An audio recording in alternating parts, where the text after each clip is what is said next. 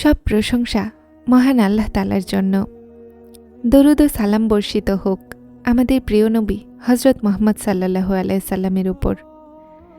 প্রিয় ভাই ও বোনেরা, আজ আমি আপনাদের সাথে এমন একটি বিষয় নিয়ে কথা বলতে চাই, যে বিষয়টি মানুষকে জান্নাত থেকে দূরে সরিয়ে দেয়, অথচ অনেকেই বুঝতেও পারে না।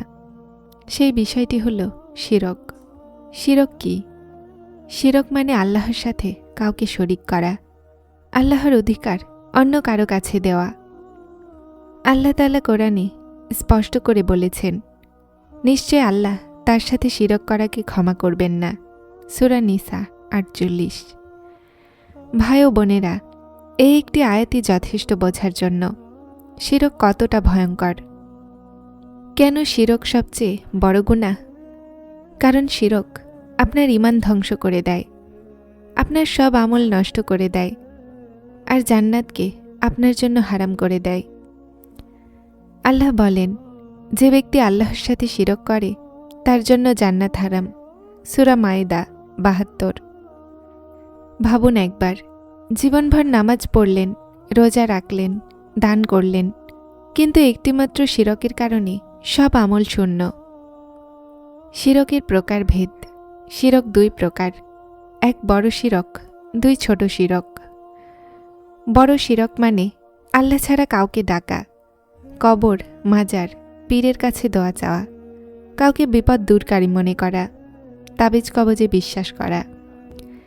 ভাই ও বোনেরা, মনে রাখবেন, দোয়া হলো ইবাদত, আর ইবাদত কেবল আল্লাহর জন্য।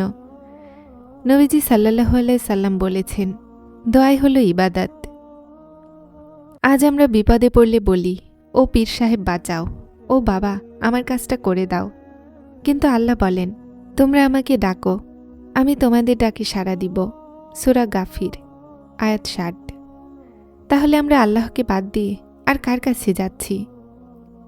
নবীজি সাল্লাল্লাহু আলাইহি সাল্লাম বলেছেন, আমি তোমাদের জন্য সবচেয়ে বেশি যে বিষয়ে ভয় পাই তা হলো ছোট শিরক। সাহাবারা জিজ্ঞেস করলেন, হে রাসূল সাল্লাল্লাহু আলাইহি সাল্লাম, ছোট শিরক কি? তিনি বললেন, রিয়া। মানুষ দেখবে বলে নামাজ, প্রশংসা পেতে দান, লাইক আর কমেন্টের জন্য নেক আমল, এটাই ছোট শিরক। এক, তাওহীদের সঠিক জ্ঞান অর্জন করুন। 2, কোরআন ও সহিহ হাদিস পড়ুন। 3, নিয়মিত এই দোয়াটি পড়ুন, আল্লাহুম্মা ইন্নী আউযুবিকা আন উশরিকা বিকা ওয়া আনা আলামু ওয়া আস্তাগফিরুকা লিমা লা আলামু। অর্থ, হে আল্লাহ, জেনে বা না জেনে শিরক করা থেকে তুমি আমাকে ক্ষমা করো।